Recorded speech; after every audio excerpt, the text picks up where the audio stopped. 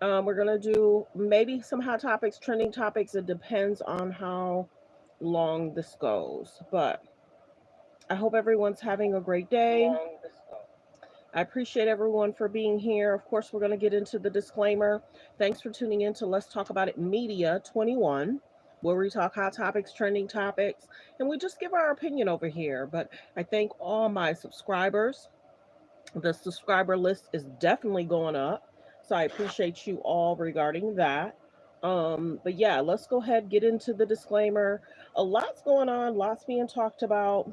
Um, and a lot of people are seeing that a lot of people have very, very, very, very similar stories in regards to being around Diddy, hanging around Diddy, and the fear of not, if you don't do what's expected of you, there's concerns. So we're going to get into some topics. Let's go ahead and do the disclaimer. Copyright disclaimer: under Section 107 of the Copyright Act of 1976, allowance is made for fair use for purposes such as criticism, comments, news reporting, teaching, scholarships and research. Fair use is use permitted by copyright statute that might otherwise be infringing. All comments are alleged and our opinion and for entertainment purposes only. Good morning, Parrish. You my first one in here. Oh, you found me today. Let me see. Did I go live yesterday for a short time? I think so. Yeah, I think I didn't the day before. Morning. How are you? Yeah, I've just been recovering. Netflix is and chilling. Mm-hmm.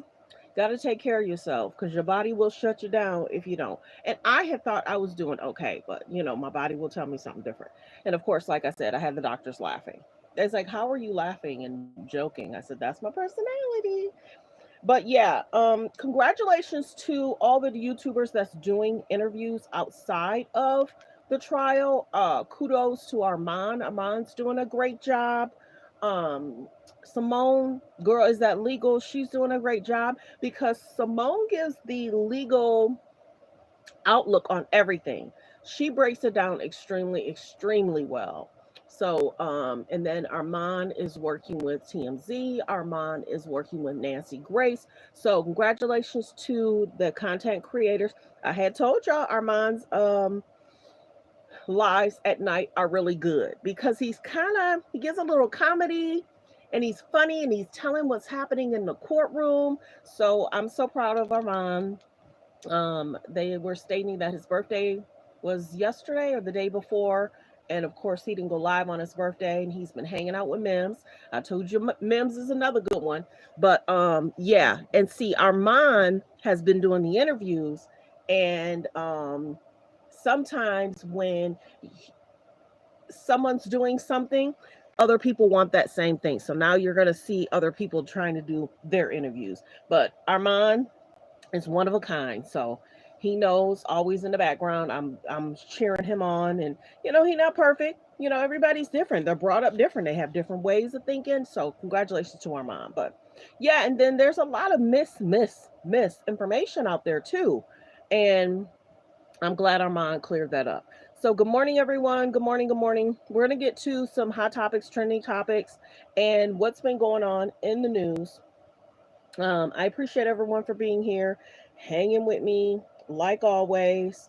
One of Cassie's friends took the stand, and um, people were talking. Have y'all noticed? And this is something we did talk about.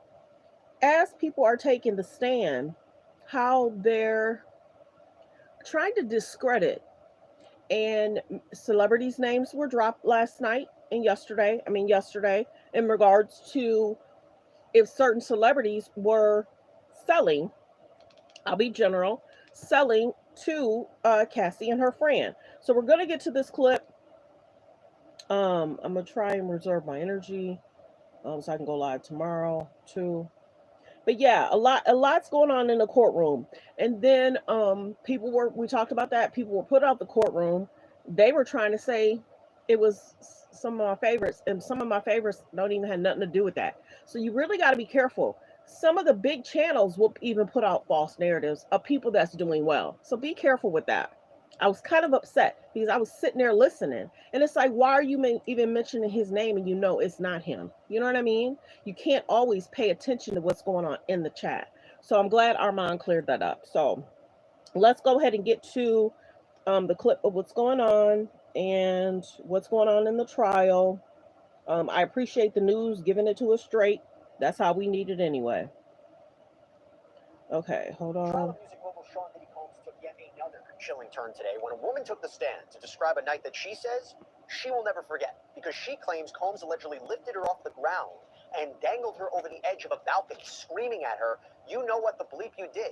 And that's not all. She told jurors that this hip-hop mogul once made a terrifying threat about killing her. We're going to get into all these harrowing details and a lot more. So to do that, let me bring on Long Crimes reporter Elizabeth Milner, who is inside that courtroom for every moment of the testimony in action. Elizabeth, great to see you. Thank you so much for taking the time to come back here on Sidebar. Before we even get into that, something interesting that happened today. The way this whole day started, my understanding, is there was a discussion about D-Rock. D-Rock, one of Sean Combs' security members. He's come up a lot in testimony. And have y'all noticed D-Rock has been coming up a lot lately? And I'm wondering if that's why, I won't say that, but I'm wondering if all his bodyguards over the last several years, it's interesting how D-Rock is a part of the Cassie.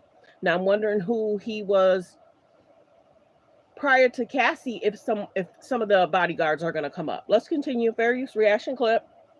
Were there messages between Combs and D-Rock that were part of the conversation even before the first witness took the stand? So what a lot of people don't realize is that when we get into the courtroom in the morning, more often than not, there's arguments outside of the presence of the jury. Then the jury is later brought in after these arguments. And so the jury was able to see all of these messages. They were present while this stipulation was read between the parties. So first thing, right off the top this morning, before we had the first witness take the stand, so nobody's on the witness stand during this, but the government presents this stipulation between the parties. It pertains to March 5th, 2024, when Homeland Security Investigations seized a cell phone from Diddy's Miami home, which is the Two-Star Island property. And so the judge admitted these exhibits. And so what we saw from the next exhibit was this preliminary device report, and it confirmed that Apple IDs, Diddy's Twitter, and Snapchat were, I guess, extracted from the devices. And so we saw some text messages going back to September 13th of 2025, which the owner, which we presume to be Diddy or Sean Combs, said, "Hit my shorty, ask her what's going on." D-Rock writes, "Okay." And again, I'm paraphrasing here because those messages went by super fast. But the owner of this device and cell phone, again, Diddy said, "I thought you were coming to the concert next week." D-Rock said something along the lines of, "Okay." And then the owner of this device said, "Call me," because when we're seeing these messages displayed, it doesn't say Diddy or PG or love, none of that. It literally says owner, so that's why we presume it to be Diddy. And then D-Rock writes, "She wants to see you. Cass calling the studio looking for you." The owner of this device will say, "Okay, it's time for the ice. What's Cass doing?" D-Rock responds, "I was just checking on her. Cass was eating. She wants to see you. Talking to Cash, just gave her an ice pack." The owner says, "Does the eye look better?" And then D-Rock responded, "Rio and Justin saw her eye." He said a fight broke out in the club. And so we presume that obviously the Cass in this situation is Cassie Ventura. But it seemed like kind of the gist of these text messages were just about Diddy checking up on Cassie after some type of incident had occurred. Again, this was from September 13th of 2015. And whatever this incident was resulted in her having an injury that probably was bad enough that it needed an ice pack. And so I think the government was just kind of putting these in. They didn't add much context outside of just showing these messages. So possibly maybe the jury was confused on why we're seeing this with no witness to kind of break it all down. But those were admitted today before the witness took the stand. So I think that's important. It's important because if you're saying this is a racketeering case and that he was using his assistants and his bodyguards to further criminal activity, and you see him essentially using his bodyguard to maybe cover up evidence of a violent episode, maybe evidence of force that was used for sex trafficking, and that he uses his security to constantly check up on Cassie, maybe cover up what was really going on, you can see the value of it. It also makes me wonder, is D-Rock going to take the stand? I mean, who else is going to take the stand? We got another one. Yeah, I'm wondering if his bodyguards, his assistants, his handlers, because the biggest thing is too, have y'all noticed we haven't heard a lot of voicemails yet? It's been messages. Where's the actual voicemails? Was he leaving Cassie threatening messages? Was he because that's the biggest thing. If they have Cassie's alleged old phone or phones, what about the voicemails? I want to hear the voicemails as well. 4 weeks of trial, it'll be very interesting to see who else may take the stand. If you're talking about a racketeering conspiracy and, there's a lot of people a part of this alleged criminal enterprise, you have to wonder if other people in the inner circle are going to testify against it. Okay, so talking text, putting that aside, talking digital evidence, the first witness of the day was forensic video expert Frank Piazza. Now, my understanding is that his testimony was centered around key pieces of digital evidence, really the 2016 tape, the footage of Sean Combs purportedly beating up Cassandra Ventura. Again, she's victim one in this case. By the way, they say that was after a freak-off, so it helps with the sex trafficking claim. And the whole gist of it is the video footage we have, the video footage that the jury will see, is it real? Is it accurate? Is it authentic? What did Frank Piazza have to say about all that? If your loved one needs memory care and you're considering the smartest ways to fund it, stop scrolling. You'll want to see this. The most informed families use 6 funding strategies that few people know about. One strategy lets you turn a life insurance policy. Hold on. Yeah, so it was interesting kind of the way Frank Piazza was kind of breaking everything down. So to your point, Jackie, he is a forensic audio and video editor, and he has his own company where he does consulting, authentication, services, etc. And that has been going back the past 25 years because it began in 2000. But he's been doing this type of work at least since the earliest of 1995, where I was just a wee little baby around that time. But as far as just what he did for this case, and I thought what was an interesting point that the government said right at the beginning of his testimony is that normally he's a defense witness that is testifying. And so this time it's a little different. He was retained by the government, but as far as what he did, he had analyzed cell phone video, surveillance video pertaining to the hotel incident in 2016, but also the sex videos, as he calls them, or the Freakoff videos that we presume them to be, that were provided by the government. And so Frank Piazza explained that he analyzed 5 cell phone and surveillance videos. There was 3 different camera angles from the surveillance video, and then 2 cell phone videos compiled together. And so as far as the cell phone videos go, and this was something that Officer Israel Flores alluded to when he was testifying, where he had explained that he had recorded the surveillance system that I guess was inside the Intercontinental Hotel back in, I guess, the security server, and it was recorded on an iPhone 6, according to Piazza. He says that there is color issues and lighting issues because of just, I guess, the old model of this particular phone, but the cell phone can still record an entire video. And so we saw an exhibit, that being the surveillance video from the hotel incident that was captured on the cell phone. So you can see kind of a little shaky in the hand, but you can also see Diddy hitting Cassie, kicking her and dragging her. And then he was explaining kind of the frame rates, them being about 30 frames per second. And his conclusion of this was that the cell phone video was not manipulated or tampered with, and that the cell phone recording was from the native. Yesterday was a lot of them viewing the video. And the biggest thing is what transpired, it still transpired. Whether it was, they're trying to talk about the times. Maybe one frame says 10:06, but then another frame shows 11:06. Well, what happened to that other few seconds? There's a lot of conversation about that. The event of what he did to Cassie still happened. You know what I'm saying? That's the biggest thing. And he apologized. He didn't say Cassie's name, but he apologized. Let's continue. Fair use reaction clip. So there was a lot of that yesterday. I think the judge is kind of getting tired of the same old people complaining about Diddy and his actions and how they treated him. And this is why this is a big deal too. Diddy tells J-Lo he's not happy about her kissing scene. She's an actress. That's what they do. He's a very, very, very alleged, seems very controlling of every situation. And I'm wondering if J-Lo is going to have to take the stand too. Once this video is over, I'm going to try and do a short of what she's saying to him. And you remember, J-Lo's mom did not like Diddy at all. She was happy when they broke up. But I'm wondering how he treated her as well. From what Cassie went through, I'm wondering what J-Lo went through, if anything. And if she'll have to take the stand to talk about the experience of dating him, the nightclub, and what happened. I'm wondering if she was with him when that college thing happened. That's jealous. Yeah, very, very jealous, very controlling. And remember how they were saying when Cassie did that one movie, he had grabbed her days before or whatever, and that's when she had the spots on her. So I'm wondering if Terrence J even knew that Cassie was going through stuff with Diddy. These celebrities, they were quiet. It concerns me. They were very quiet. I'm wondering if J-Lo and if Young Miami's going to have to take the stand, and if Gina is going to have to take the stand. Can you just avoid the courts and not show up? And will they talk about that? system, and it captured fair use reaction video clip. from the surveillance system. Now, as far as the surveillance video goes, he did admit that there were some speed playback issues, and it actually played back faster than normal. He explained that there were areas that was exported. I'm gonna move forward. Hold on, I'm gonna move forward because the video is the video. Cell phone video was a recording of the native system, kind of confirming what are you saying, Paris? Hold on one second. The big mystery is where the surveillance video was actually sourced from. And yeah, she was very established in the industry. So who is he to tell her not to be having a kissing scene? You know what I'm saying? She was well established, and that's probably why he dated her. You got to realize a lot of these celebrities want to date someone within their same status or a little bit above them. But it definitely shows that he was so controlling, even with a well-established movie, you know, actress. So yeah. The surveillance video came into the government's possession. But as far as just more of the cross-examination, we do see an exhibit of the same hotel video showing Cassie in that elevator bank or lobby. But what's interesting is during the cross-examination is that Timmy Garagos isn't referring to the male or the female seen on the video. I had a video that showed different scenes of the video in the lobby. I just didn't want to get flagged, so I chose this one instead. Let's continue. Fair use reaction clip.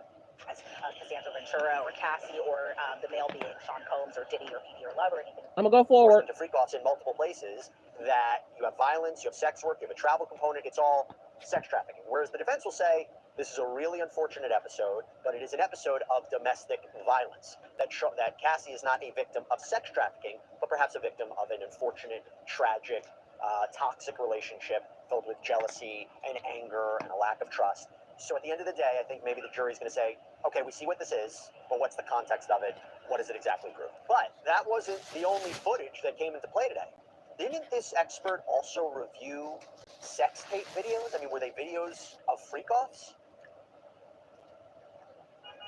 Well, we presume them to be videos of freak-offs because of the judge's kind of order going on. We, in the gallery, didn't see this particular footage. And from my understanding, I don't believe the jurors saw this footage either. See, J-Lo had that manager.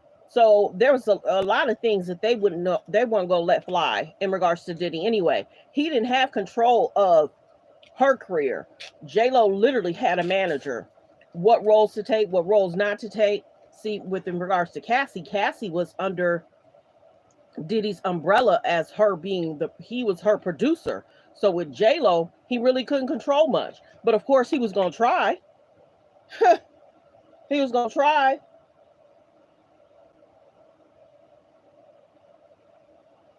Yeah, keep it clean in the comments. Yeah, YouTube will block your comments. Sometimes I don't have to do anything, nor does Paris. So keep your comments clean. But yeah, that's the biggest thing. What celebrity's going to have to take the stand? After all these people that were friends with Cassie, I want to also understand who's friends with Kim. Who was friends with Kim? Who was friends with Gina?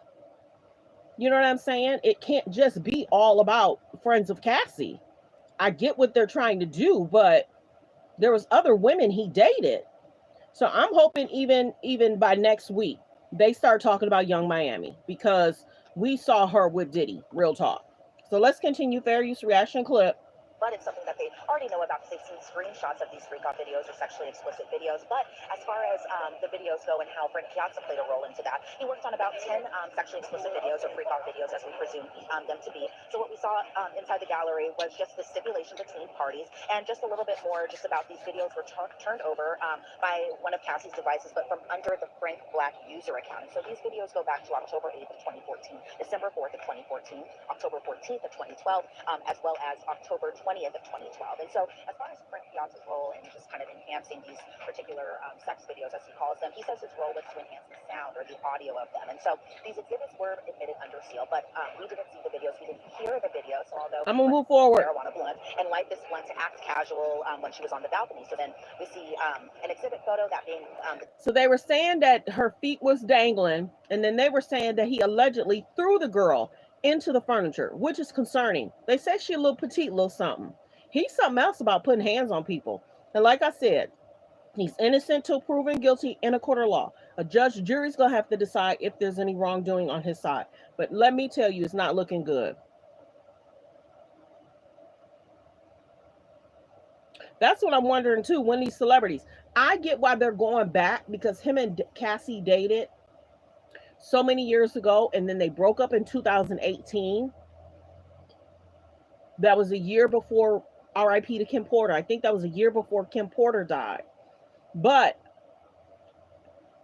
okay, the Cassie situation, because they did date for so long. But I'm wondering, like I said, let's deal with the Cassie stuff, and it seems like that's what they're going to do. But at what point are we going to get to celebrities, Young Miami, and if J-Lo is going to have to take the stand? And any of his other friends, business dealings, concerns with business dealings. That's why I think some certain celebrities are scared and not saying nothing. 17-story balcony where you can actually see the ledge. And so the prosecution was asking Bono just about her height and her weight, where she explained she's 5'1". Around that time, because of the drug use, she explained on the stand that she weighed 100 to 100. Some are saying, yeah, he has proved RICO. They pretty much have already proven it. In regards to the Kid Cudi, in regards to the first 2 days of testimony, in regards to people saying that they traveled, and if you're in this city, I can travel someone to the city that you're at. That's concerning. And then it seems as if people within Diddy's circle are testifying. Now, whether they have gotten a proffer agreement, whether they have gotten a, immunity, a lot of people are testifying against him. At some point, some people may testify on his behalf, but we got to get to these other girlfriends, real talk, and friends. 15 pounds, and that the ledge itself on Cassie's balcony only goes to Bono's waist. And so drugs either can get a brand new air Hold on one second. And don't that one's kind of low. Hold on. Yeah, so I'm so proud of certain YouTube creators that's doing well, doing the doggone thing. Here we go. Okay. Hold on.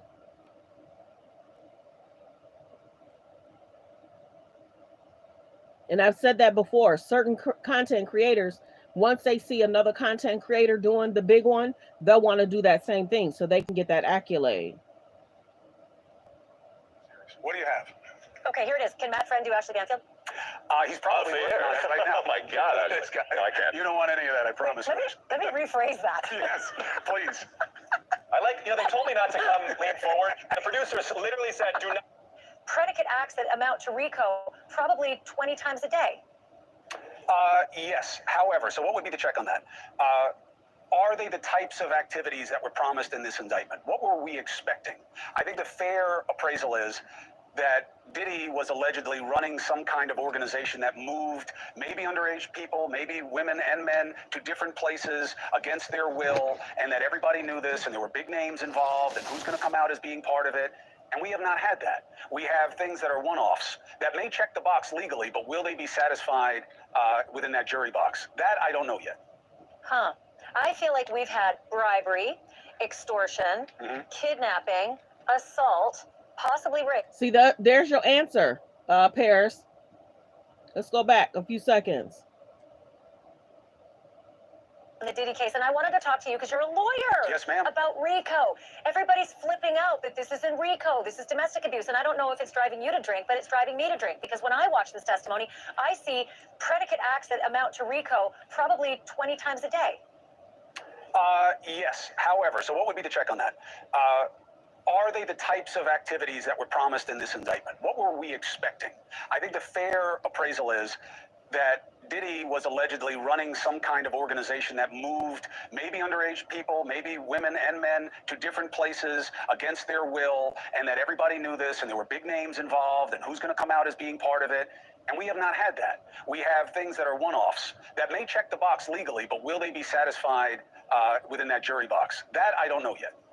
I feel like we've had bribery, extortion, kidnapping, assault, possibly rape, violations of the Mann Act, because you just got to buy some guy a ticket, pay him for prostitution, Mann and move Act him is a over problem. state lines, which we've Weapons we've is a seen problem. countless people testify. Yeah. And a lot of corroboration, right? A lot of these witnesses have the same story. Yeah, and remember, again, is it part of this? If it were a law school exam, no. But you are dealing with the marriage of law and public perception in that jury box, whether we want to say that or not. It's true. These are real people who have real experiences and perspective through the media. And that video of what he did to his girlfriend, Cassie, is a horrible thing to watch, and we know he lied about it. So that goes into it too. Is it in the indictment? No. Is it part of the stated charges? Is it an element of one of those things? No. But it puts a taste in the mouth of those jurors that you may not be able to undo as a defense. And you are right. They are piling on lots of nefarious acts. And Doug. And that's the biggest thing too. Wherever that hotel was that outside of his jurisdiction of where he lived? You pay a security guard to hand you over video video of a felony assault, and you pay him $100,000 to do that, and said security guard needs to invoke his right to the fifth or give me immunity to testify, under duress to that. That's another predicate act to RICO. I swear, I just sit there all day long. It's like a drinking game, but I only do water, and I have been, having to go to the bathroom more than I want to, based on the number very of times. hydrated. Your skin must be amazing. Amazing. Brother, let me tell you.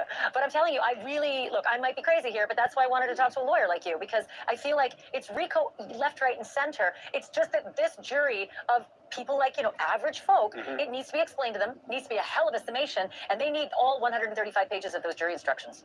Yeah, but look, here's what we know. We've seen this time and time again in cases. The longer the jury instructions are, the more problems that the jury's going to have, right? The expectation is that the copious nature of them will somehow help, but it doesn't, because you get in the weeds. It gets complicated.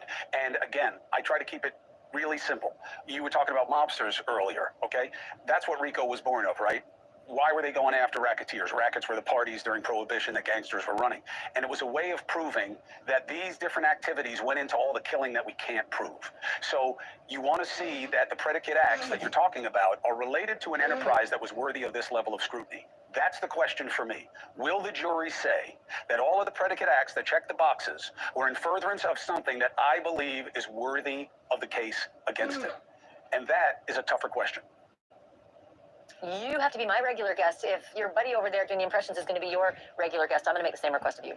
I am always happy to be on with you. I just don't know that I always provide value. But if I do, I'm a call away. It's more than enough value, and I appreciate it so much. Thank you, Chris. So appreciate it. Ashley, I appreciate you. Thank you for letting me eat in a little to this top of the show, and thank you for having me. I'm always here. We'll do it again tomorrow. Hey, everybody, Banfield starts right now. Hold on. Yeah, since there's Paris, since there's more time to go, the feds have been watching for a while. With their success rate, at the beginning, people were like, they're struggling.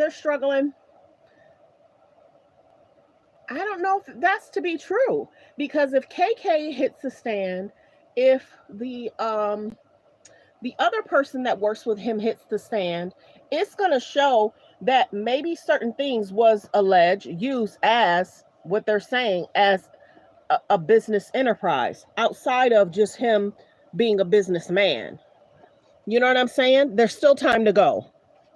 Now, if this was the last week, maybe people would be concerned if they've proven what they need to prove, but see, there's still more time. So I just think we just need to give it more time. I think they don't want Gina to speak up, because I think her and Cassie's concerns are very, very parallel. And it's going to show him being a certain way and controlling in a certain way. And if his businesses were used, now mind you, he was Cassie's producer, but Gina's a different situation, because Gina wasn't in the industry. You know what I'm saying? Let's continue. Fair use reaction clip. Hold on. If you do that, allegedly, and you later stand trial on a RICO charge, it is going to come up. And so it did today in the racketeering and sex trafficking trial of Sean Diddy Combs. On the stand was a fashion designer and longtime friend of Diddy's girlfriend, Cassie Ventura. Her name is Brianna Bongolan, but she goes by Bana. Bana testified that she was staying at Cassie's LA apartment back in 2016 when Diddy burst through the door one night unannounced. She said he asked him to leave, and when he wouldn't, he followed her out to Cassie's balcony 17 stories up. Vanna told the jury today that Diddy grabbed her from behind, groped her, and then dangled her over the railing, yelling, "You know what the F you did." At the time, Vanna was 5'1" and about 100 pounds. She said she was dangling like that for about 15 seconds. That's crazy. She said then, when he was done, he threw her into the balcony furniture, badly injuring her. Photos were shown in court today of Vanna's injuries: a bruised up leg, cuts, bandaged back, her neck in a brace. She said she saw a chiropractor who asked her, "Who did this to you?"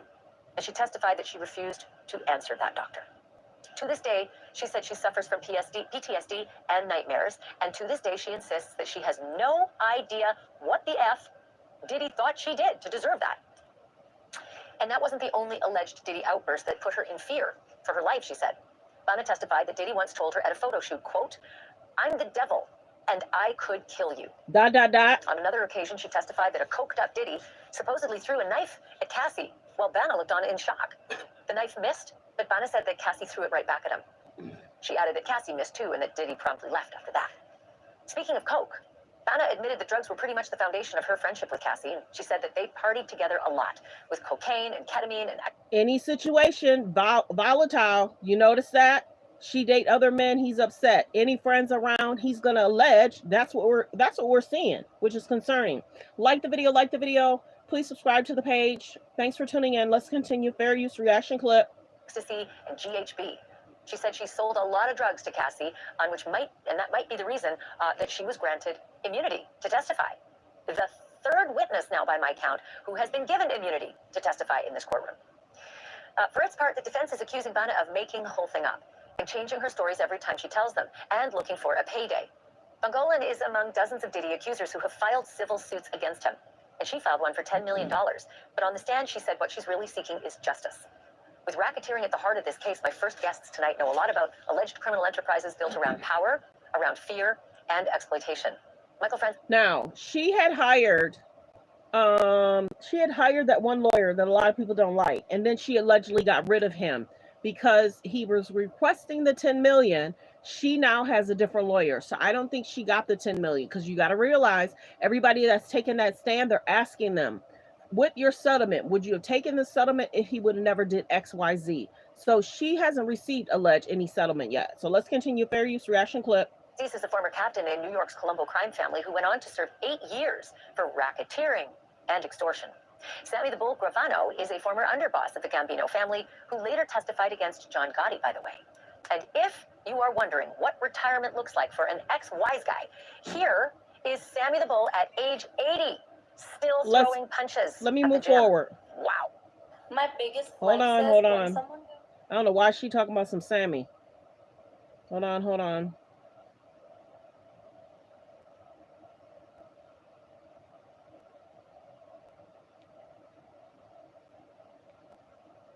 They're all part of the And do you enterprise. think that... Is that they agreed to cooperate and they're not indicted. I mean, that's my take on it so far.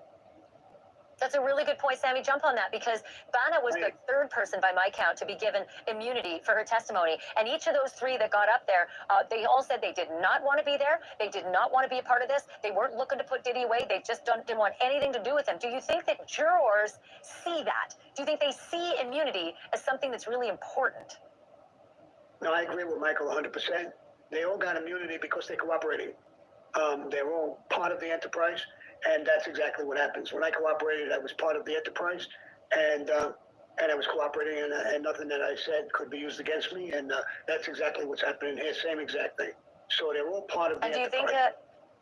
Do you think that's going to amount to RICO in the... Yeah, they need immunity because they're talking about the selling of. So yeah, they do need immunity because they don't want to be later caught up in a situation where you're selling to this girl.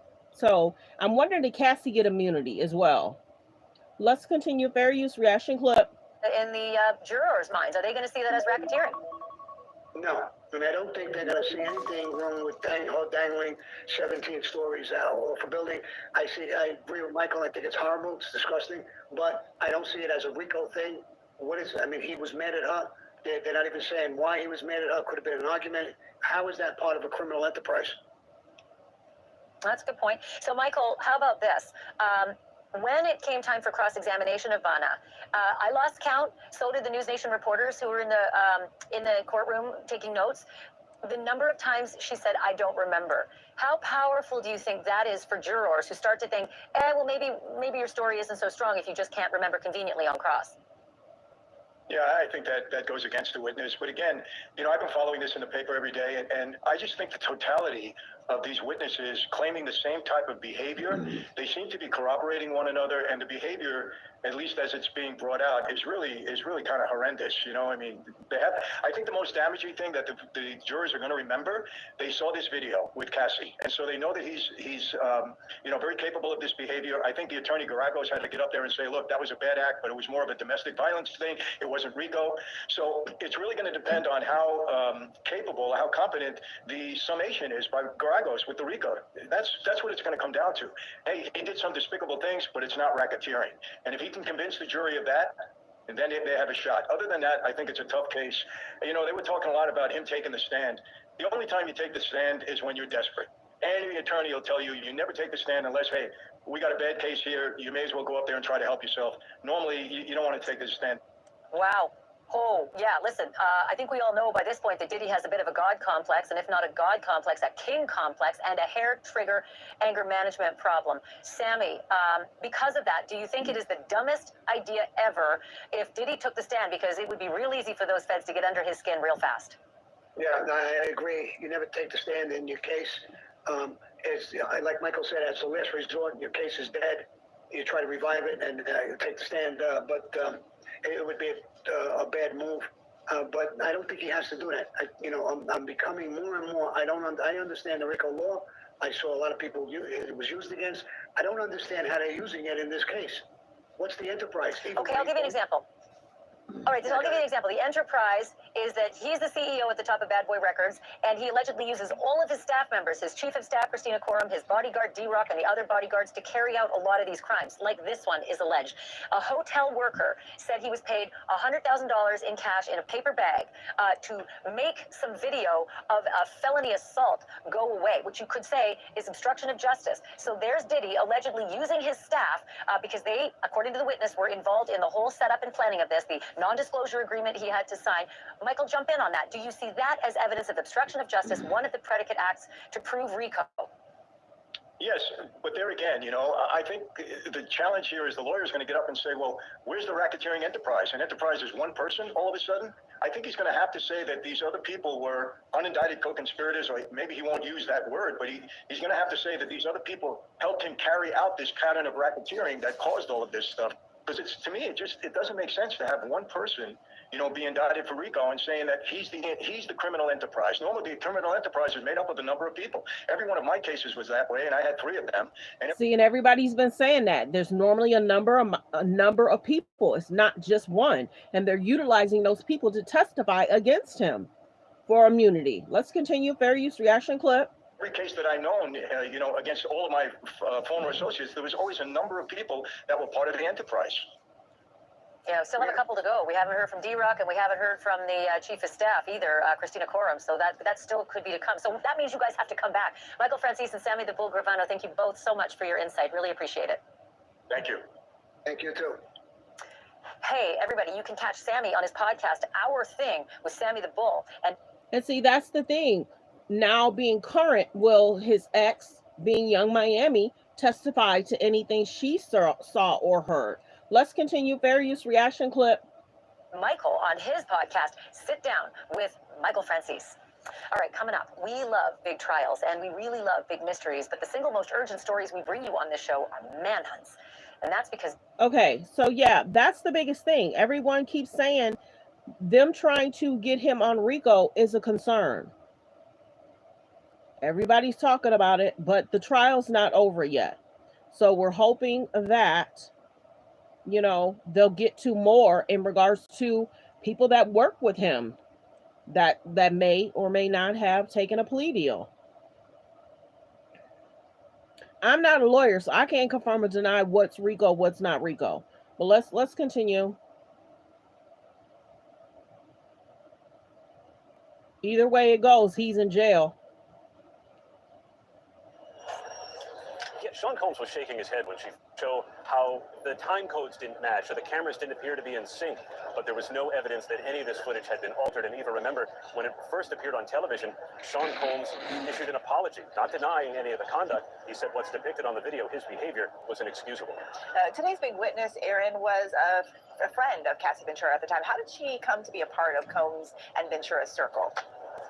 That's a good question. Von Golan met Cassie Ventura while working for a design studio. They were trying to start a line of T-shirts, and Cassie was sort of the name brought in, the talent, and Von Golan was the one to extract the ideas and come up with the clothing line. And they eventually did, although Beyonce and Rihanna also had lines of T-shirts at the same time, so they were never really successful, she said. But eventually they became friends, and really they became drug partners, as she testified. Both she and Cassie Ventura developed a drug partnership where Von Golan would buy the drugs, sell them to Cassie, so much so that she became... I'm not really seeing any comments right now, Paris. So if you're making comments, I'm not seeing them. I may have to exit out and see if it's popping up on a different tablet. So I'm not ignoring anybody. Like the video, fair use reaction clip. There's about 20 something likes. Let's get the likes up. To hit the like button, all you have to do is double tap the screen. All you have to do is double tap the screen to hit the like, to support the channel. Super chats are welcome. There's memberships over there. And don't forget to subscribe. Let's continue. Fair use reaction clip. They're talking about the relationship between Cassie and her friend, how they were trying to create a business. And that's the other thing. Him being so big, nothing it seems that Cassie did well. Remember how she had on a performance, and then Diddy talked about how she did not do well on that performance? Well, why would you not make sure she did well? And I think Cassie had said she couldn't hear herself. So was that a plot plan too? I'm sure she practiced. And if there was a problem, why didn't they stop it and restart? So that's the whole thing. A lot of stuff that Cassie did not do well. Let's continue. Fair use. Became reliant as part of her income on Cassie buying drugs from her, and they did everything: ecstasy, molly, cocaine, marijuana, ketamine, cocoa puffs, which the jury learned what that was, a mix of marijuana and cocaine. And the defense tried to seize on that to color her testimony. She also told the story about Diddy dangling her over a balcony. What happened? A real harrowing account of fear and danger. It was 2016. She said she was asleep in Cassie Ventura's apartment. Thanks, Paris. I'm glad I got my tablet because I couldn't see it on the other one. Onto the balcony, trying to make it seem like she was acting casual. Sean Combs comes and lifts her up, telling her, "You know what the F you did," and lifts her onto the railing. She said her feet were dangling over. Sean Combs then lifted her off the railing, threw her onto some furniture. The jury saw pictures of the bruise on her leg and the bandages on her back. As she's telling the story, I'm curious, what was the reaction from the jurors, from Combs? Thank you, Paris. I appreciate you always. Yeah, I can see you guys' chat now. I can see it. Thank you, thank you, thank you. Appreciate you guys. Be kind in the comments. Thanks for supporting the channel. Continue to hit the like button, you guys. Continue to hit the like button.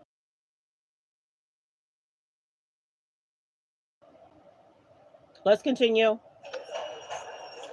Yeah, Sean Combs was shaking his head when she first talked about some of these things. She said that Sean Combs threw a knife at Cassie. She said that once Sean Combs threatened her, that "you know I'm the devil and I could kill you." Shook his head a little bit as if to say he didn't quite remember that. And on cross-examination, the defense hammered home what they said were inconsistencies in the way that she's gone over these accounts with prosecutors before trial, the way she testified to them today, and the way she wrote about them in a civil lawsuit that sought $10 million from Sean Combs. Von Golan's going to take the stand again tomorrow. What can we expect from her tomorrow? There'll be more of the same relentless cross-examination. Defense attorney Nicole Westmoreland is asking her, you said this to prosecutors, you testified this way. What's up with that? I don't remember. Over and over and over. But Eva, I'm curious as to whether it even... A lot of this stuff is so repetitive that people are getting frustrated. And I think they said the judge is getting as frustrated as well. Move on, move on, move on. How long will this person be on the stand? So we're hoping today she won't be the one biggest thing that is a concern. Him holding her over the balcony and allegedly throwing her into the patio furniture, that's a concern. If she would have moved any wrong way, she could have failed and we would not even hear her story. Do you know what I'm saying? So it's a huge concern of him putting hands on people and grabbing people. And Paris, go check out my video. Remember how he's in the chair getting his hair cut and the DJ starts to play the music and Diddy gets mad and he said, "Oh, back in the day, somebody would have went over the balcony." He says it. So concerning. So concerning. I just did a short. Either it was this week, it's him get in the barber chair and the DJ starts to play the music and he grabs the computer and he says, "See, back in the day, somebody would have went over the balcony over that." What? Let's continue. Fair use reaction clip. Matters because the only thing I can figure is that her story about the balcony and the knife throwing, it all kind of goes to the racketeering point that maybe this is why Cassie Ventura, as prosecutors allege, felt coerced into sexual acts because she witnessed some of the violence that Bongolan described. On the other hand, her testimony may not have been important at all for that reason, but because she did testify that Sean Combs sold her drugs, another component of racketeering, and that may be what prosecutors hope to gain from her testimony. Aaron Kotursky there at the courthouse, and we should note that Combs denies all of the charges, including those claims that he was dangling her over the balcony there. We have now with us ABC News legal contributor Brian Buckmeyer joining me. You got your sleeves rolled up. We got a lot to talk about today. So what stood out to you most? All right, so of course we had the two witnesses, Frank Piazza and Brianna Bongolan, who testified. Frank Piazza, again, with the video surveillance, saying that the defense basically making the argument that the time codes didn't match up from the different angles, but also one of the angles, that being the lobby. Yeah, you saw that? He even said it. That, well, DJ, it's a good thing I'm loved now. What? So they literally need to play, real talk, Bible. They literally need to play some of his clips in court. They knew he's telling on himself. He's been telling on himself. That's why when he first got arrested, everybody was playing clips of his actions, what he was saying, what he was doing. And then he said, "That's when I became love."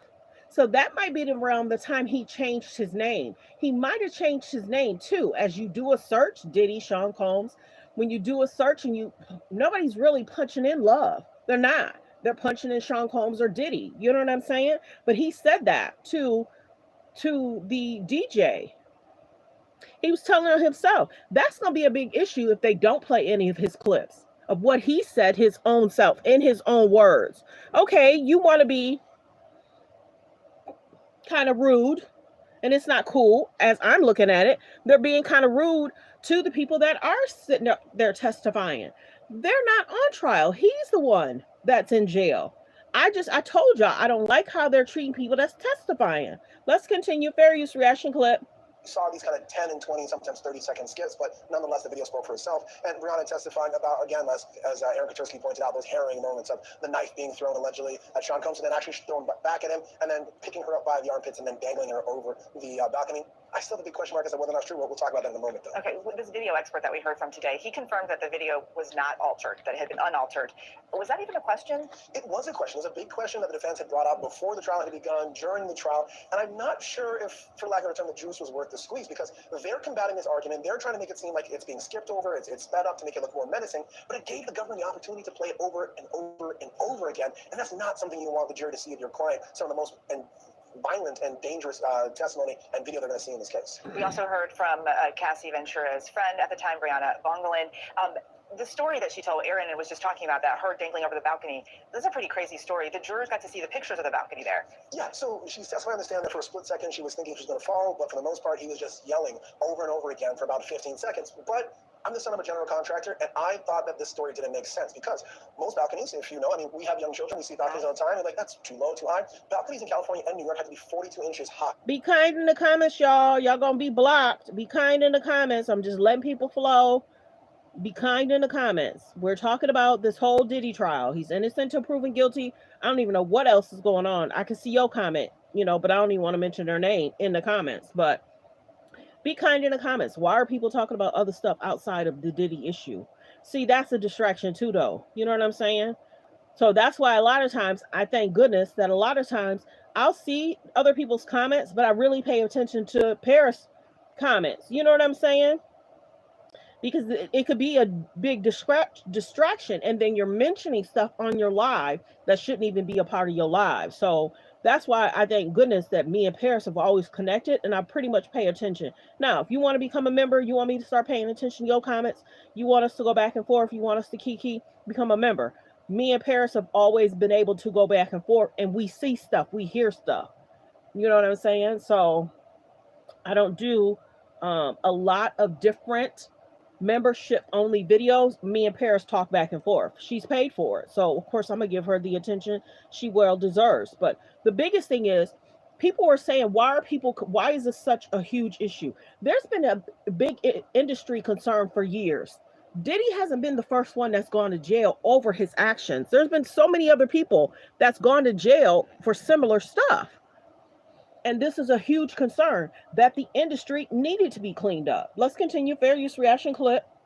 She's 5'1", if you believe Sean Combs' social media and posts. He's 5'10". To pick up someone by the armpits and lift them 42 inches high to that point, that didn't make sense to me. And the allegations that she's using drugs and that she couldn't understand or remember a lot of these incidences, I think that's what the defense is going to really hone in on and be like, this story is not plausible. It must not be true. Yeah, we heard Aaron talk a lot about all the list of drugs that she said she had been using. And that at some point, both her and Cassie Ventura tried to stop using the drugs, but they couldn't. Why was that? Drug use is difficult, especially when we're talking about the various cocktails. I mean, I practiced defense here in New York for over a decade, and I was learning about some of the drugs that they were using, the cocoa puffs that Aaron brought up. But they did say they were close friends trying to kick the habit that they had tried cooking as a way of trying to pull apart from the drug use. But it was so much, even to the point that... yeah, and her friends started cooking versus trying to get so whatever. And people were like, because y'all had the munchies or y'all were just doing stuff to keep preoccupied. So Cassie's friendships are very, very interesting. I'm wondering if her other friend is going to take the stand. Remember the one that has red hair? I'm wondering if she's going to take the stand as well.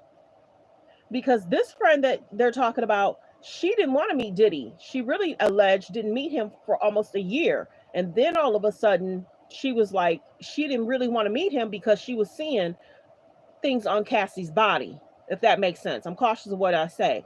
But yeah, she was seeing things on Cassie's body. She didn't like the diddler because of how he was treating Cassie. Let's continue. Fair use reaction clip.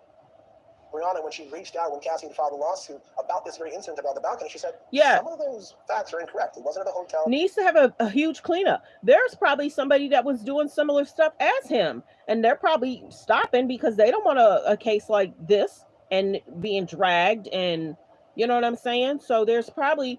My biggest thing is I want to hear from his business manager, his financial manager. They did cover some of the financial stuff yesterday, but you know, his other exes, a lot of stuff is honed in on Cassie. And I'm hoping that this would be the last week or maybe next week. There's another probably 3 more weeks to go, maybe 4 weeks to go. It can't just be about Cassie. It just cannot. It just cannot. Let's continue. Fair use reaction clip. This person wasn't there. This didn't happen. And her response was very interesting as to Cassie kind of just almost shrugging it off and her giving an excuse of, we used a lot of drugs at the time, so maybe the story might have been off. Another thing I think the defense is going to hone in on, and I'm not quite sure if this was the best witness to put on at the end of the day. I don't think it really helped the government, but it definitely gave the defense someone to kind of point out and say, this is false. And they might be able to sprinkle that throughout the rest of the trial and say, maybe other things are false too. Brian Buckmeyer, always so good to have you. Still ahead, allegations of abuse and violence. And see, that's what they're trying to do. They're trying to discredit everybody that's hitting that stand. Let's continue. Fair use reaction clip. Admissions of heavy drug use. Which side did the best in presenting their case today? Our legal minds, Brian and Bernardo, break it all down for us when we come back. If your loved one needs memory care and your fair use reaction clip. Yeah, it can't just be about Cassie. He dated other people. Why isn't it? At some point, if not this week, next week, it needs to go into the business dealings. Real talk. Doing cross-examination. If you were saying, like, it's not a good idea to play this not flattering video of your client, how do you think they've handled this? I don't think it's a great idea. Like the video. There's about 100 and something in the building. Please don't forget to subscribe and turn on the notification and hit the like button, you guys. Double tap that screen for me. Thank you, thank you, thank you. If you're watching from a phone, press 1. Just double tap that screen to hit the like. Thank you, thank you. Fair use reaction clip. Let's continue. Yeah, but if you're going to do it, then do it. And I think the positive that does come from it is when you watch a video as harrowing as this, the first time you watch it for the violence, the second time you do it as well, the third, the fourth, the 50th time, now the sting has already been taken out, and that might be beneficial. That was the defense that was actually playing it so many times today. I mean, literally, they played it at least 25 times, so it was coming from the defense. But now you might have trained the jury to say, okay, you've seen the violence already, now start to look for the details. Is something wrong in this video? Is something wrong here? Is it skipping over pieces? Is the government being deceptive? And if you can discredit the government for how they're presenting the case, you're that much closer to an acquittal. Okay, we have to talk about Brianna's testimony on the stand today. What's the prosecution hoping to show with her? So the prosecution called Rihanna to show a couple of things. Number one, they want to corroborate Cassie's testimony in terms of the violence that Cassie underwent at the hands of Combs, in terms of what is Combs' demeanor, what's his, in terms of threatening people, the threats that she actually heard from Sean Combs. Also to go through, they wanted to put that piece of evidence that she was dangled from the balcony. So that was key. But I think more importantly, when we're talking about the charges, the racketeering conspiracy, how does her testimony fall into the charge? Is a predicate act of the possession with intent to distribute, because she did testify that there were multiple occasions that Sean Combs gave her narcotics, and that is one of the racketeering acts. Yeah, If it's believed, of yeah, course. if it's believed is a big thing. I don't think, and we've seen this in our own cases, I don't think people believe drug dealers. And at the end of the day, that's what she's going to be painted as. She testified on the stand that her and Cassie used drugs at least once a week. And then when pressed on by even the government, she said, well, it increased over time. So more than once a week. And then when the defense came up, Nicole Westmoreland, amazing cross-examination thus far, a laundry list of the types of drugs. I never knew what Cocoa Puffs were. We all learned what Cocoa Puffs were today. Cocoa Puffs. Yeah, I've been practicing for over. Regardless, there's a lot of substances going on between Cassie, Cassie's friend, and Diddy. Let's continue. Fair use reaction clip. For a decade, I thought I knew all the drugs. Didn't know that one. And now you have this person who's supposed to rest their credibility of what Cassie was doing, what Sean Combs was doing. I think they could have done without this witness. That's a problem. It's not a problem, and this is why I say that. As a former prosecutor, when you're dealing with witnesses, one thing that you tell the jury all the time is that you take your witnesses as you get them. I didn't make these people witnesses. Yeah, but she made herself high. The defendant made this person a witness, so I'm not here to clean up this person. I'm presenting you the person with their flaws as they are. I'm not trying to clean them up. In the end, it was the defendant that made that person a witness. Also, remember that it also fits in the narrative in the sense of that the prosecution is saying that Sean Combs is the one who got Cassie addicted to drugs. So here you have the corroboration from another person that's on drugs that this is how much drugs they used to take as a result of clean them up as you want. And let me parse through this. I feel for people who have substance abuse issues. It is a serious thing in this country. We have represented people who have hit rock bottom, and my heart breaks for them. On both sides, prosecution and defense. I am not discrediting her for having that abuse and going through that. That is her own trauma that she's working through. But if you're going to ask me to believe what she heard, what she saw, what she felt, and what she's testing to when she was in the thralls of that all, that's a whole different thing that I think is difficult for the jury. I hope she gets the help. I'm glad that she has a tattoo of January 2nd, 2018 on her neck, and she's now getting sober. But believing what she saw and heard on that day, they're stating that the young lady that was held over the balcony, she got a tattoo of that day, and that's when she wanted to get clean. It's a concern when you're dating someone. They did a lot of stuff, y'all. I'm surprised Cass and Diddy are still here. Real talk. I mean, we talked about that before, but she got the tattoo in regards to that day of what happened between her and Diddy, which is a concern because some of the other people don't have a lot of proof. She has the chiropractor's note. She has the tattoo. So she did do really good in regards to notes. Some of the other people that's testifying, they really didn't. I guess they didn't really think they needed to. Let's continue. Fair use reaction clip. that's a different thing that the jury's having to You don't grapple think she was with. believable? No, I don't think in many things. I still go back to the balcony. I'm like, it doesn't make sense if Sean Combs is picking her up from underneath the armpits to clear that level. Eva, I wish I had a Eva, there were issues with her testimony. I did question the prosecutor for calling this witness. Personally, I would not have called this witness as a prosecutor on this case. I don't think that you needed to call her. Why would you not have called her? Because I don't think that the pros of what she brings to the table, how she moves the ball in terms of proving these charges, are not outweighed by the cons that she has in terms of the drug abuse, in terms of selling drugs, in terms of the inconsistencies, in terms of how she held herself up during cross-examination. I think she also hurts the case because she's the person who's testifying that she's supplying drugs to Cassie, something that the defense is definitely going to pounce on close. And so is Combs. How much for each though? I know. Because she said, but all you need is one. She said, all you need is one time that Combs gave it to her once, according to her. That's all you need. Many times, if you believe her. If you believe her, everything comes down to credibility. And I love that you kind of both agree on that one. Those two go back and forth. If y'all notice that, let's continue. Fair use reaction clip. Ryan Buckmeyer, Bernardo Violeta, thank you both for being here with us today. So ahead, the media circus, the networks, the influencers, the vloggers, oh my, they are all lining up outside to bring their followers and viewers in. We chat with YouTuber Tisa Tells once we come back. We're going to move past that. Yep, we're going to move past that. If it's coverage of Armand, yeah, I'll do that. But she's definitely seeking a lot of attention. I'm not even going to go there. Because y'all got to realize I dealt with stuff with her that other people haven't dealt with. Like I said, she was utilizing my talking points. I would start going into making certain videos. If those videos were doing good, she would then take that topic and run with it. So I don't fool with that person at all. That's just my experience, because I did try to be cool, and then I've noticed too in regards to going on different channels, and then a lot of people don't fool with no more. So if she's doing her thing, she's doing her thing, but um, I can see what people are saying, and I experience things myself. So I won't mention the name. I didn't mention name. Y'all just heard the name that was said. So my experience hasn't been that great, and I've seen what's happened to me. So I don't know if other people have experienced that, but she having her moment, let her have it. But I'm not gonna cover nothing she covering. And there's a reason why people continue to mention the name. Okay, let me see. Is there anything else? The last one we covered was News Nation. Yeah. So let's see.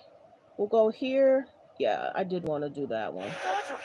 Like the video, fair use reaction clip. Yeah, Armand's doing great. Mims is doing great. Simone, girl is that legal. She's doing great. Let's continue. Let's see. I'll support those that support others. But if you've done me wrong, I definitely ain't gonna shout you out. Viewers, hundreds of thousands of them were in the down of racketeering, conspiracy, and sex trafficking, and facing life in prison. The details in court are, of course, sensational, but also complicated. And covering it all, YouTube stars who are in the courtroom sitting next to folks like me every day. Armand Wiggins is one of them, representing the next generation of journalists. He freely offers his opinions and observations without the formality that you'd expect from traditional broadcast journalists. And his viewers, hundreds of thousands of them, love every second of it. I said, oh my Wiggins, creeping the teeth, go down to it. Today, this is where it got really, really interesting. They said, well, what goes in to the Freakoff? So now we're going inside the Freakoff, okay? This is where it gets crazy. I recently sat down with YouTube star Armand Wiggins for a great chat about his experience covering the Combs trial. We're sitting outside the federal courthouse in Lower Manhattan, where Sean Diddy Combs is on trial for sex trafficking and racketeering conspiracy. I've been covering this trial for about a month, and all during that time, I've been sitting next to popular social media influencers and YouTubers like Armand Wiggins, and every day he's sitting in the courtroom taking detailed notes about what's happening, and then later in the day, relaying it to his viewers. Now, Armand, you've been gracious enough to come out during a quick lunch break to tell us about your experience. Thank you so much. Thank you for having me. Armand, a lot of your viewers and fans and subscribers know you for your social and pop commentary. Yes. What's it been like sitting inside a stuffy federal courtroom taking notes all day? Well, it's been fun. I've done it before with Megan Thee Stallion and Tory Lanez trial, so this is my second trial doing it. But on this level, it's a big deal, and I'm excited. I feel like we're making history, so I'm happy to be here. A lot of what is happening right now is a lot of legalese, right? And, we talked about the experience of news gathering, and I joked with you a couple of days ago about, folks like you being the next generation of news gatherers who offer their own opinion. Are you ready for that? And how do you think your viewers feel about that? I think I'm ready for it. I'm excited for it. That was part of the plan when I came here, because I'm originally from California. But when I heard this trial was happening, I started saving my money, and I built out a plan. And so I moved here to New York for this trial, and my numbers have really been showing. My people are engaged, they're excited about it, and I think it's turning over really well. A lot of your online raps are getting hundreds and thousands of views. They are. I'm really excited about it. Does that surprise you, given the nature of the sometimes boring ins and outs that are happening inside the courtroom?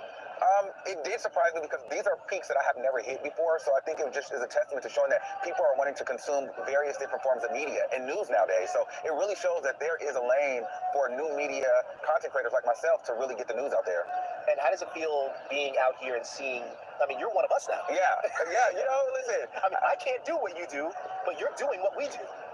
I can't do what you do either, though. You know what I'm saying? I couldn't go to school that long. But honestly, no. I think what we do, it's a conglomerate of things, and we work well together, And I think times are changing.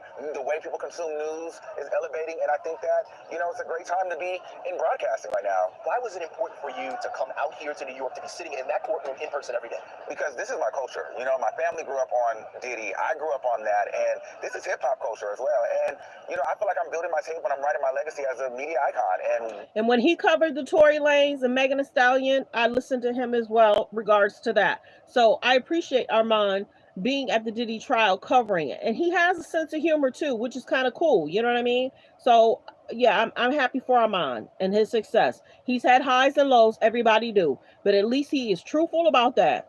What better way to do it is to cover the biggest trial for the culture of the last decade and make history. And the world is watching this. So this is the moment. I mean, the world is watching you as well. Yeah, well, you know. Is this going to be your last trial? No, probably not. I think this is just the beginning. I mean, I think I see you with like a press pass, standing next to press conference with a pencil in your ear. Listen, the press passes are a little bit difficult to get. You know, I think I get in easier without the press pass. Armand Wiggins, thank you so much. I know you got to get back up to court. Thank you We for having appreciate me. you taking the time. Thank you for respecting me and having me on. I appreciate it. Absolutely. See how he handled himself with grace. So, and Armand's really good at staying away from drama. I think that's the one reason too why I like Armand. There's issues, yeah, but he tries to stay away from the YouTube beefs. Y'all know me. I ain't got time for it. I don't really cover the YouTube beefs. I'll generally say something, but a lot of us, like Mims, he stay away from the YouTube beefs and drama. Armand stays away from the YouTube beefs and drama. And, you know, it's sad that Fox Soul is no longer available or here, but he found a lane and he's doing well. So kudos to Armand. Kudos to Make It Make Sense. You guys, I did this live versus going somewhere today. So I brought y'all some TTT. We talked about stuff in the courtroom. It is very clear that if Cassie has friends, they may utilize stuff, and it's sad that something may transpire with those friends. You got to remember, there's another friend that's out there, and I'm wondering if the one with the red hair, I don't want to mention her name because, you know, I'm wondering if the one with the red hair is also going to testify. It's very clear Aubrey O'Day says she's not. I don't know if Day 26 will testify, the whole group. I think that would be interesting. Anybody he produced should be testifying as well. Yeah, I do. I think they should be taking the stand. So a lot's going on, y'all. But I appreciate y'all. Don't forget to continue to hit the like button. Don't forget to subscribe. And we'll see. I think there's still weeks and weeks to go. We're going to hear probably, hopefully, from the business partner, more maybe from the financial advisor. We did hear that they did trace the money that Cassie mom sent Diddy, which is good. Because remember, we were talking about it, and I was wondering if they'd be able to trace it, and they did trace it, and they talked about that. So, and they talked about the, I did a short regarding that. They talked about the 100K. The video you're seeing right now, I'm not certain where this video comes from. I would love to play the clip and do a short regarding it, but I don't know if this is from a show. And if this video is from a show, regards to Diddy and J-Lo, if this video is from a show, I don't want to have copyright concerns. But it does show that even as successful as J-Lo was, he was trying to control her kissing scenes. How is that possible, dude? Even if y'all dating or not, it's different if it's an X scene, but a kissing scene, because he was always so focused on how things are going to make him look. You know what I mean? Yeah. I appreciate you too, Paris, but I'm glad I was able to go live to give y'all some TTT. I do what I can when I can, how I can. But yeah, I was actually supposed to be somewhere else this morning, and I came online. Be kind in the comments. YouTube will block your comments. So I don't even know what you were saying. But like I said, Diddy's innocent till proven guilty in a court of law. And we will find out if, you know, if there's concerns. A judge, jury's going to have to decide if there's any wrongdoing. We're just covering what we can cover in regards to what's being said, what's happening in court. I'm wondering who's going to take the stand next after Cassie's friend. But yeah, some of these people are able to get on the stand. And the young lady had just said she wished she would have never even taken the stand. I guess they have to present how they have to present. And if certain situations are happening, that's going to help in regards to the case. But many people are like, why is it just Diddy alone? So there's that. So copyright disclaimer, under Section 107 of the Copyright Act, of 1976, allowance is made for fair use for purposes such as criticism, comments, news reporting, teaching, scholarships and research. Fair use is use permitted by a copyright statute that might otherwise be infringing. All comments are alleged, in our opinion, and for entertainment purposes only. So what we covered is that Cassie's friend got dangled over a balcony, and then she got alleged thrown into some patio furniture. She experienced pain. They also talked about the video for a very long time and the timestamps of the video and what happened with Cassie that day. So here nor there, what transpired, a lot of people saw what happened to Cassie, which is unbelievable. A lot of stuff is covered under Cassie, the friends. But the biggest thing is some people are no longer here either to testify. Catch that tea. And there are people that's done videos in regards to who worked with and they're no longer here. So well wishes to Cassie. She did have the baby. Congratulations to Cassie regarding that. But yeah, this whole situation, he's interesting. That's all I can say. He's interesting. Will he get a pardon from president? We don't know. 50 Cent, 50 Cent something else. They said that 50 Cent was out there wearing the shirt. Oh, I was going to do hot topics, trending topics too. They're stating that Rihanna has dropped down. I don't think she's a billionaire anymore, y'all. I'm trying to remember if I did a video on that. Yeah, I think they're saying Rihanna's billionaire status is not what it used to be.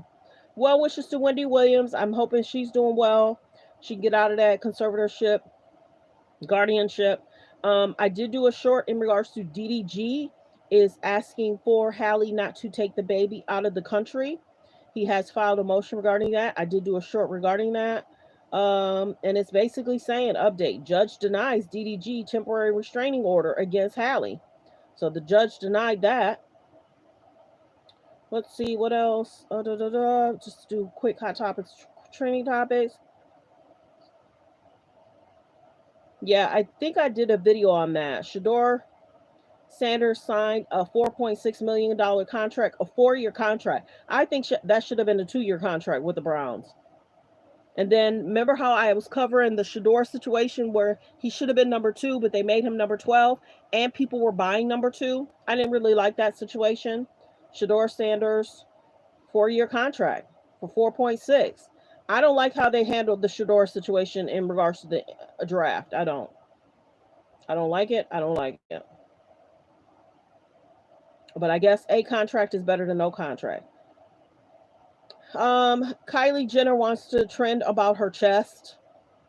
Like I said before, the Tory Meghan situation, Tory, Meghan, and Kelsey's lives will be forever changed. Going to Kylie's house for that party. Real talk. Chris wanted to trend about her face. Kim's Paris situation.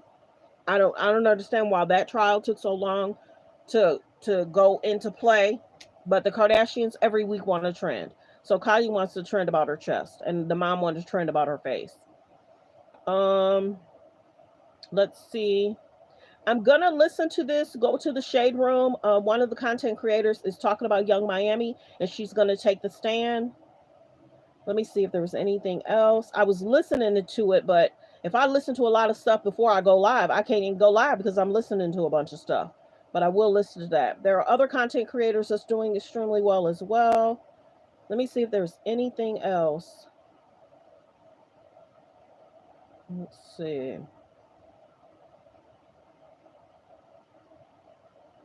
Let's see.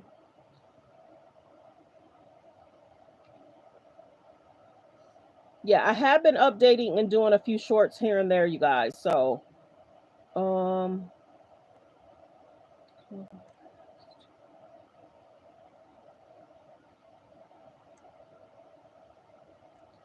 I'm gonna have to go back and look at that.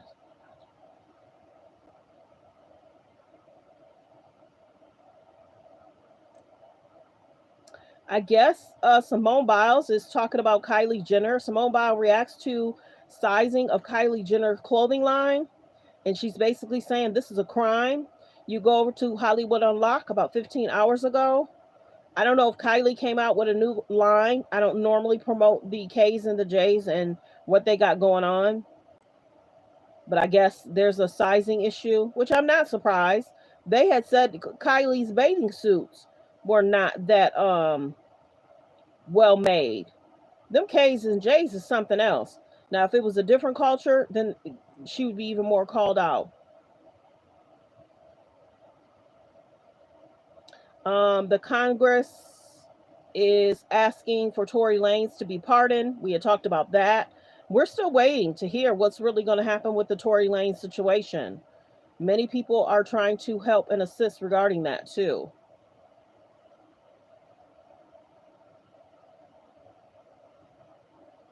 Let's see. Okay, I think I'm good. I think I'm good. Yeah. So sometimes towards the end of the show, I will try to talk hot topics, trending topics. But I appreciate you all for being here. Let's see. Paris. Let's see. God bless y'all. Have a blessed day. You too, Paris. Everyone, focus on healthy, safe relationships. Be around people that's loving, kind, and respectful. I appreciate you all for being here. Thanks for tuning in to Let's Talk About It Media 21. Have a blessed day. Focus on healthy, safe relationships. Be around people that's loving, kind, and respectful. And thank you, Paris, for the $2 super chat. Appreciate you guys. And don't forget, you guys, there are memberships over there as well. Have a great day, everyone. Be blessed. Goodbye.